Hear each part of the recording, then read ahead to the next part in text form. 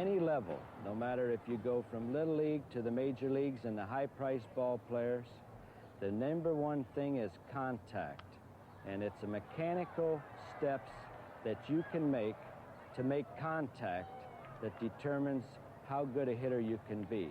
I think that a hitter has to, from a standpoint of preparing himself to be a hitter before you get in there into the batter's box, I think that you have to get yourself in the right frame of mind, what it is that you are going to do, not necessarily what the pitcher is going to do, but it's what you are going to do when you get in there. And you have to design your style of hitting. Contact is what you're trying to make, regardless of your size and speed and strength. Contact. I think that a young person, a boy in high school or Little League or wherever it is, should try to get a bat that suits him, you know, not a big bat just because he heard somebody else swung a big bat, but get just a bat that's comfortable in his hands. And I think that it is very important at all ages to use a bat that they can swing easily. In other words, it isn't the weight of the bat that hits the ball, it's the speed of the bat. The faster that you can generate the speed of the bat at the point of contact with the ball, that's what generates power. Big bat, all it means is that some ball players in our club use a big bat because their swing is so fast that they try to slow it down. You might get a little bit more carry out of a big bat, but as far as power goes, I don't think there's any correlation. So that it's important to get a light bat that you can handle easily, so that you can wait as long as possible, control that bat, and have bat speed. For me personally, I think that the lighter the bat, the better. You've got to be able to control your bat. You've got to have bat control. And I use a pretty lightweight bat as far as the big league hitters are concerned. I use a 34 ounce and a 34 length bat. There are some ball players that use up to 37, 38 ounces. And same in length, 36 to 37 inches. But I use a reasonably small bat because I feel that the more bat control I have, the more effective hitter I'm going to be.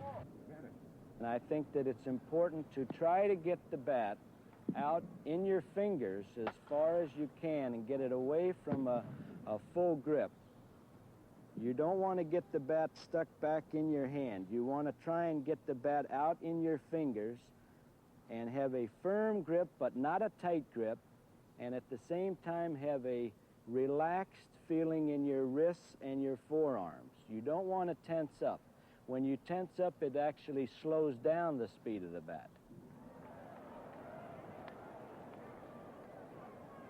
The stance, of course, I think is probably one of the basic fundamentals of hitting. You have to be in a position so that you can reach any pitch that's in the strike zone. And the stance that you select before the pitch determines how far you can go to reach a ball and how you can handle the ball inside and outside. We try to keep our feet about shoulder width apart. We try not to start too soon and get into stepping in the bucket. We try to keep our feet straight towards the pitcher and keep our shoulder tucked in, and when you start your stride, you stride straight towards the ball, keeping your whole body straight and your hands back. Try to keep your hands back until you see exactly where the ball is going to be, and then you commit yourself and come through. If we keep our shoulder in, it allows us to keep our head in longer, and it's easier to watch the ball all the way to the point of contact. And as far as stance is concerned, there's a straightaway stance, and there's your open stance, and then there's your closed stance. And I think the majority of the big league ball players today are using the closed stance, either the closed or the straightaway. I prefer the closed stance. And the reason for this, I feel that I stay in longer. I don't have a tendency to step in the bucket, is what they call it. If I have a closed stance to begin with, and I open up a little bit on my stride, I'm still going more or less straight into the pitch. And that's what you want. You want to stay in so that you have all your power and all your body behind your swing. You don't want to be pulling out so that your body is wasted and all you have is just your hands and your arms swinging the bat. You've got to use your body and your hips and your swing. That's why I prefer the closed stance and try and stride straight into the ball as much as possible. You don't want to take too big a stride. You want to try and keep your head level as you can. If you take too long a stride, your head's going to dip, your eyes are going to dip, and you're going to pop the ball up more than likely. I'll show you what I mean. If you're here and you take a big stride, your head drops down. If you're here and you take just a reasonably medium stride, your head's going to stay, you know, pretty level, and your eyes are going to stay pretty still. When you walk to the plate, try to be as comfortable as you possibly can be. You know, get in the stance. I don't care what kind of stance it is. Just be there and you feel comfortable.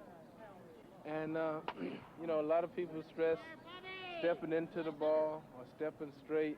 No one wants you to step away because it's harder to hit the ball. I think the easiest is just to be comfortable and step straight. We're going to assume a straightaway stance so that the bat can cover the plate. Now, we have our feet straight away to the pitcher. The hands approximately at the top of the strike zone and slightly away from our body. And what we want to do is make contact right over the plate. Some people have the mistaken idea that you make contact out in front of the plate. But films will prove that the contact of the bat and ball is right about here, and sometimes even back a little farther. And then it's that swing that takes the bat and your roll over with your wrist that drives the ball. The follow-through really drives the ball. If you want to cover the outside part of the plate as well as the inside part of the plate, it's important to keep your front shoulder in and go directly at the ball. Stride straight at the ball. If our first move is away from the plate, our weight of our body is going away from the ball, and we end up not being able to cover the outside part of the plate and also not having our body into the swing. Then it becomes just a hand action. If we keep our stride straight and our front shoulder in as long as possible, we've got the whole body going into the swing and the power of the whole body driving the ball. You can drive the ball much stronger with less effort if you try not to get into this habit of opening up and then having to go back out for the ball. Well, I think one of the biggest fundamentals and what all great hitters have in common is one thing, that when they start their swing, that the ball or that the bat is always back. In other words, when you start into the ball, your hands should never be in here. In other words, your hands should be back here at all times so you're not spent with your body. Because if you get your hands in here, it ties you up in here and you can't really do anything with the bat. So when you start your swing, really concentrate on keeping your hands back and your body back and your weight back in here instead of out in there. I think the most important aspect of hitting is trying to stay on the ball. In other words, stay back as long as you possibly can, waiting for the ball to get into the hitting area. And the hitting area is about 2 or 3 feet out in front of you. If you can wait until this last possible moment, and then what we call pop the bat. What it means is bring the bat as fast as you can around and let the bat take care of the ball and jet the ball off of your bat. But to have the good basic contact swing, I think that you can start with your hands about letter high and possibly a little bit out away from your body. And it's not a matter of flicking the wrists at the ball. It's strictly a matter of taking your bat slowly through here. The front arm kind of straightens out and you just kind of roll your hands over. That is the swing. It's not this action where you flick your wrist to get bat speed. It's a situation where that bat comes through and actually all you're doing is turning the wrists over. It is important to have the barrel of the bat coming through on a level plane all the way through the ball and try not to hit the little fly ball. You try to hit from a line drive down and a ground ball. You've got a chance for a base hit on any ground ball. You have no chance for a base hit on little fly balls and pop-ups. So that we should think in terms, again, of a level swing coming right down through the ball and just turning the hands over out in front of you. Well, I'm sure that most home run hitters will agree, all of them will, that they've hit home runs when they weren't trying to hit home runs. In other words, they've just gone up there with a good natural swing, kept their weight back and tried to make contact. And I believe if you got power, if you got natural power, your home runs are gonna come, as well as your base hits. But if you don't have this power in the first place, you just go ahead and hit like anybody else would, you know. So you just go up there and relax, weight back, everything else. Just try to even sweet stroke and just try to hit the ball and make contact. Power and everything else is going to take care of itself. Be an aggressive type of hitter. You know, always go into the ball, step right into the ball, and just, you know, just be a hungry ball player, a hungry type of hitter. You know, just attack the ball. Personally, I think, you know, that's what I concentrate on, just really attacking the ball and being an aggressive hitter. If you have the uppercut swing, it makes it much more difficult to go out and get the ball away from you, and it makes it much more difficult to hit the high fastball, the pitch in the top of the strike zone. It's hard to get that bat coming through and hit line drives and base hits. If you're tremendously strong, there's a chance that you could drive the ball over the outfielder's head. But from a consistent contact standpoint, it's a more difficult swing to control. Rather than the uppercut, try to have the barrel of the bat coming from around the top of the strike zone and coming, if not level, at least as close to level as you can make it. Sometimes it isn't exactly a level swing, especially on the low pitch, but try to make the swing as near level as you can. Try not to let the barrel of the bat come up through the ball like that. Basically, you want to come down on top of the ball this way. Suppose you are a 6-footer and you had a punching bag, you know, and you were playing karate with it, and you were one of the backhanded guy, and he's about this high. You wouldn't backhand a guy this way. Yeah. You would backhand a guy this way to get something out of it, you see? And that's what you visualize when you're swinging a bat. You get it? And most of the time, that hand's coming over this way instead of this way. When you see your heel coming up this way, you know you're an uppercutter, and then subsequently you can't hit certain pitches. In other words, the ball this high, it's going to be tough to get on top of it because you're going this way. So you're always swinging this way at all times. You know, like you're smacking a midget in his face, you know. Yeah. Now, basically, you point your shoulder right at the pitcher with the same feeling. And as he pitches, you kind of close a little bit more. As you know, it's just a reaction. You know, it's not a full type of move. It's just a reaction. You just drop your shoulder to your chin. Instead of, as you pitch, instead of going away, you kind of go into the ball this way. So you can cover the ball unless when it starts curving, you still have the play coverage. Let's say I had something over here, and this is the microphone. In order to get play coverage, let's say I did this. How's your ears? See how I cover that? I'm there all the time, right? Every time I swing, I'm right there. Now if I open up, watch this. Watch the bat. If I see the 6 inches? That's plate coverage. You want to always cover that plate in a certain area. Now you know when you hit the ball, it's going to be a certain area all the time. Once you get this down, you got halfway. You got batting, you know, the batting hints or the batting fundamentals halfway taken care of. I think some Little League ball players have a tendency to believe that the bigger, heavier bat will make them hit the ball harder and farther, when in fact the speed of the bat drives the ball. And I think that if the average Little League ball player would take his bat and choke it an inch or so, in some cases even more than an inch, it will give him better feeling for the bat, it'll give him better bat control, and he'll have better bat speed. With better bat control, you have better bat speed, and you're more able to have better contact on the swing.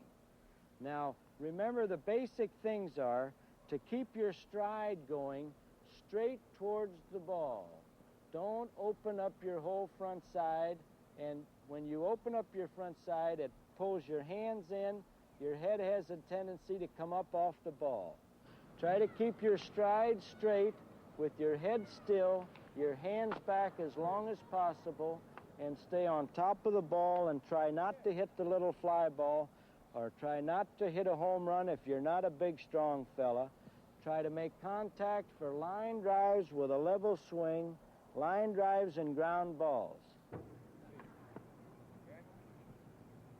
Well, bunting is very important for any ball player.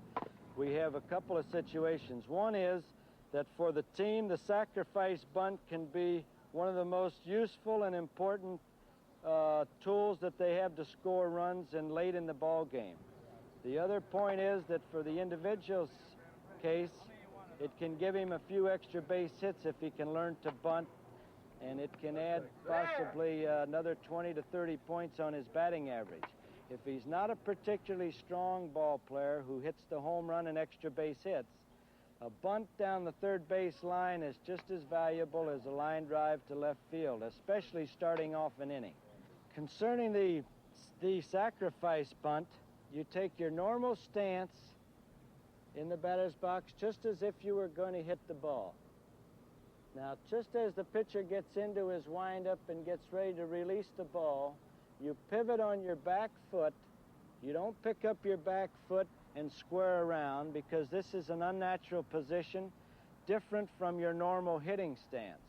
You try to stay in basically the same stance, but just pivot around with your back foot. Bring the bat out in front of you, preferably up in front of the plate. The bat, we try to hold at a 45-degree angle. Slide your back hand up to about the trademark, and you just slightly hold the bat. You don't hold it real tight, just with a light grip, and you don't try to push the sacrifice bunt, and you don't try to deaden the bunt by drawing back. Just hold the bat there, and for lack of a better term, just try to catch the ball with the bat. Just try to catch the ball with the bat. In the basic sacrifice situation, we have a man on first base. We're trying to sacrifice him to second. And we try to place the ball between first baseline and the pitcher's mound. The first baseman will be holding the runner on, so we bunt the ball down the first baseline, trying to make the first baseman field the ball and giving the runner time to get to second base. The object is to advance the runner. But in an obvious bunt situation with a man on first and second base and no outs, we try to bunt the ball down the third baseline, forcing the third baseman to field the ball. We keep the ball away from the pitcher and bunt the ball a little bit harder. The basic stance is the same. You still come out, you do everything the same, only when the ball gets to you, you try to push the ball a little bit, because you want to bunt the ball a little bit harder with a man on first and second base, because now you're forcing the third baseman to field this ball so that we can at least advance the runner to third base. We want to get our runner to third base with one out, where a fly ball might win us a ball game.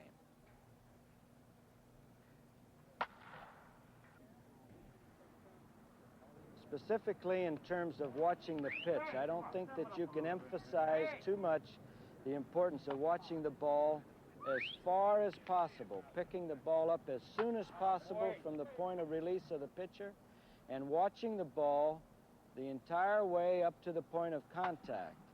If you can hold your head still, pick up the ball from the point of release of the pitcher, and watch the ball all the way to the point of contact with your head right there, that would be the ideal situation. That would give you a better opportunity to make consistent contact on the ball down, on the ball away, or the breaking pitch. Now, I think it's important to try to condition yourself to watch the ball all the way.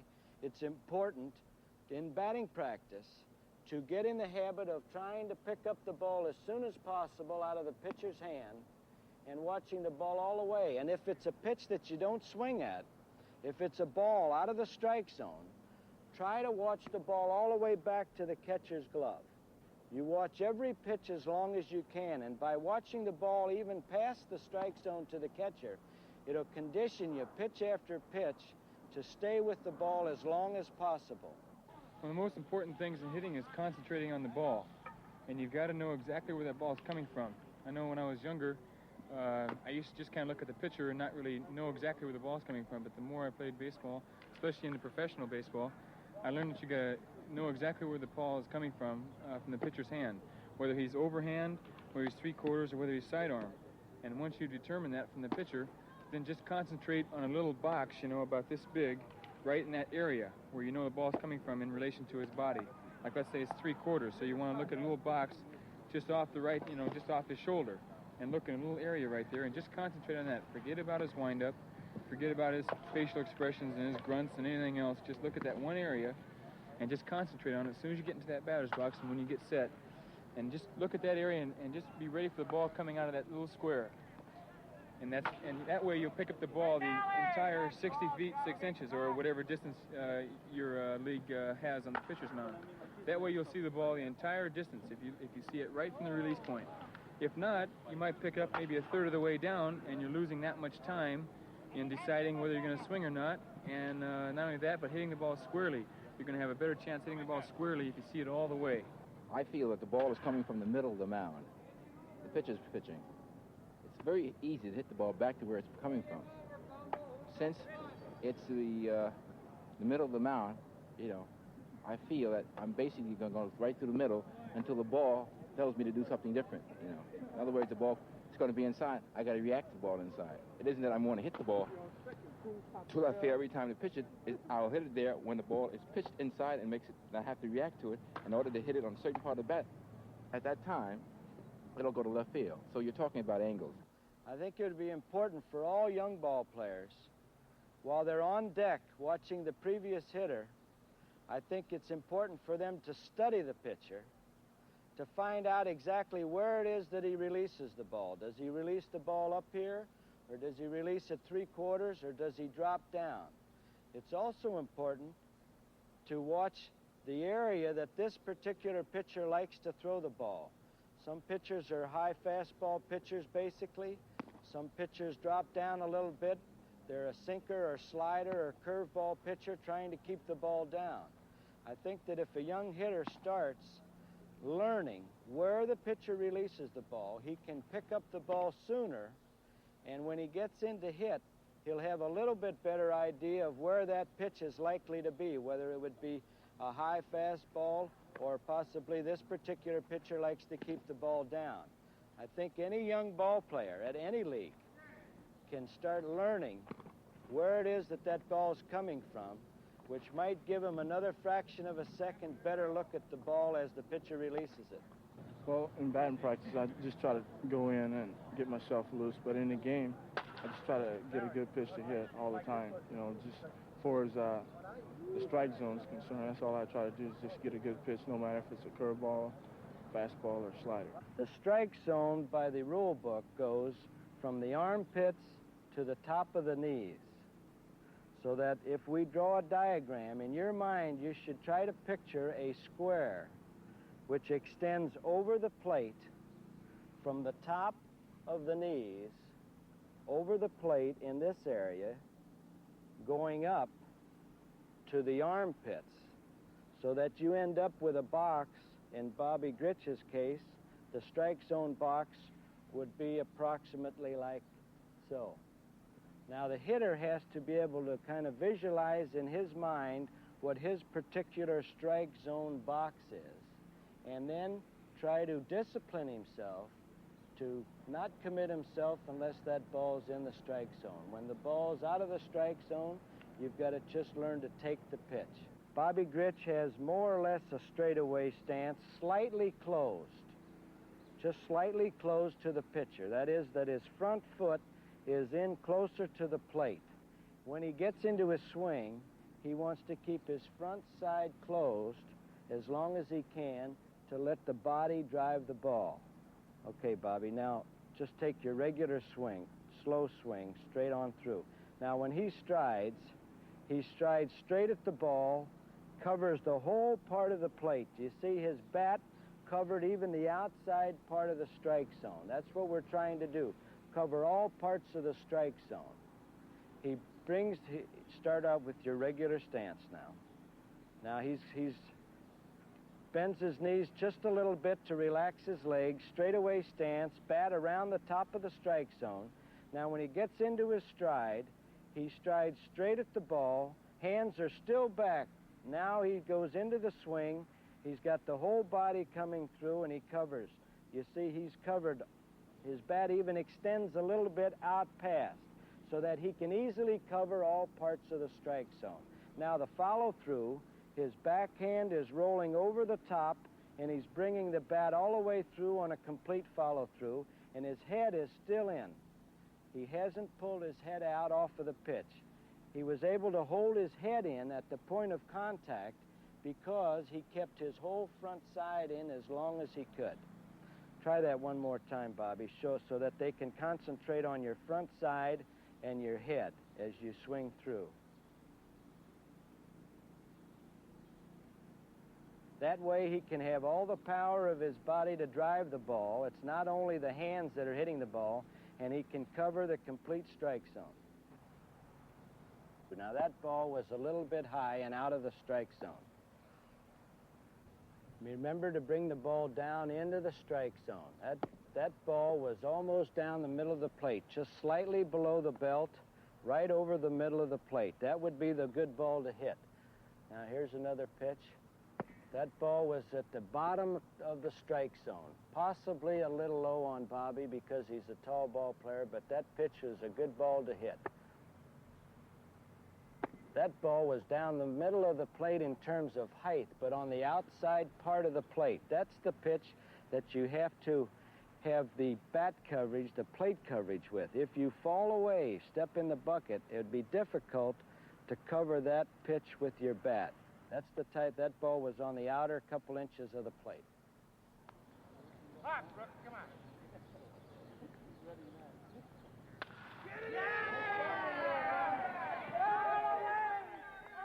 You can just do these three things of having your eye on the ball, have your body weight going towards the ball, and concentrate on having strong hands.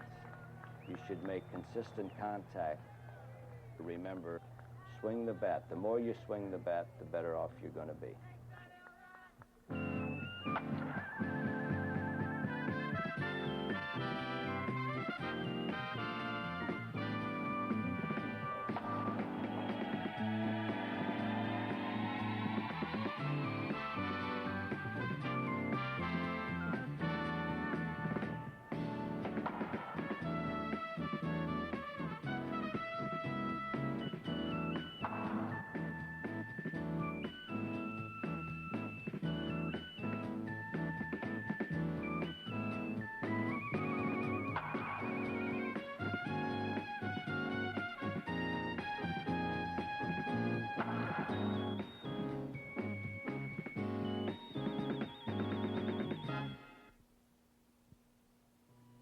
Copies of this program can be obtained from the station to which you are tuned.